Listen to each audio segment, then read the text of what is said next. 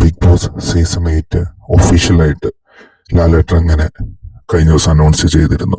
അപ്പം അതിൻ്റെ അകത്ത് പറഞ്ഞ പ്രധാനപ്പെട്ട കാര്യം എന്ന് പറഞ്ഞു കഴിഞ്ഞാൽ നമുക്കറിയാം കഴിഞ്ഞ സീസണിലൊക്കെ മാറ്റത്തിൽ നിന്ന് കോമണേഴ്സിന് കൂടുതൽ ചാൻസ് കിട്ടും എന്നുള്ള രീതിയിലുള്ള കാര്യങ്ങളാണ് ലാലേട്ടൻ പറഞ്ഞത്.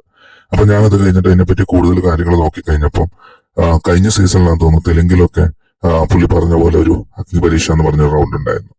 അതായത് മെയിൻ ആയിട്ടുള്ള ബിഗ് ബോസ് തുടങ്ങുന്നതിന് മുന്നേ സെലക്ട് ആയിട്ടുള്ള ആൾക്കാരെ വെച്ചിട്ട് അവര് ഒരു പ്രിലിമിനറി റൗണ്ട് പോലെ, അതായത് ഒരു മാക്സിമം 10 to 15 എപ്പിസോഡിൽ തീരുന്ന പോലെ റൗണ്ട് തുടങ്ങിയിട്ട് അതിന്റെ അകത്തുനിന്ന് വരുന്ന കുറച്ച് വിജയികൾ അല്ലെങ്കിൽ നന്നായിട്ട് പെർഫോം ചെയ്യുന്നവരെ ഇവര് പ്രൊമോട്ട് ചെയ്തിട്ട് മെയിൻ ആയിട്ടുള്ള ബിഗ് ബോസിലേക്ക് കയറ്റിവിടുന്നു. അപ്പൊ അങ്ങനെ വരുമ്പോഴത്തേന് ഇവർക്ക് ആൾക്കാരെ ഫിൽട്ടർ ചെയ്ത് കയറ്റാനുള്ള ഒരു സാഹചര്യം കിട്ടും.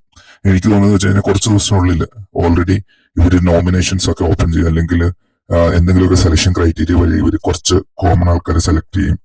ആ സെലക്ട് ചെയ്ത ആൾക്കാരെ വെച്ചിട്ട് ഇവരാദ്യം ലാലേട്ടൻ പറഞ്ഞ പോലെ തന്നെ അഗ്നിപരീക്ഷ എന്ന് പറഞ്ഞിട്ട് പ്രിലിമിനറി റൗണ്ട് സ്റ്റാർട്ട് ചെയ്തിട്ട് അത് കഴിഞ്ഞ് അതിൻ്റെ അകത്തുനിന്ന് വരുന്ന കുറച്ച് ആൾക്കാരെ സെലക്ട് ചെയ്ത് സെലിബ്രിറ്റീസിന്റെ കൂടെ, സെലിബ്രിറ്റീസ് എന്തായാലും ഉണ്ടാവും, കാരണം ഈ ഷോയ്ക്ക് സ്പോൺസർഷിപ്പും വ്യൂസും ഇതൊക്കെ കിട്ടണമെന്നുണ്ടെങ്കിൽ കോമണേഴ്സിനെ കൊണ്ട് മാത്രം മുന്നോട്ട് പോകാൻ പറ്റുമെന്ന് എനിക്ക് തോന്നുന്നില്ല. അപ്പൊ അതുകൊണ്ട് തന്നെ സ്വാഭാവികമായിട്ടും പല മേഖലയിൽ നിന്നുള്ള സെലിബ്രിറ്റീസ് ഉണ്ടാവും.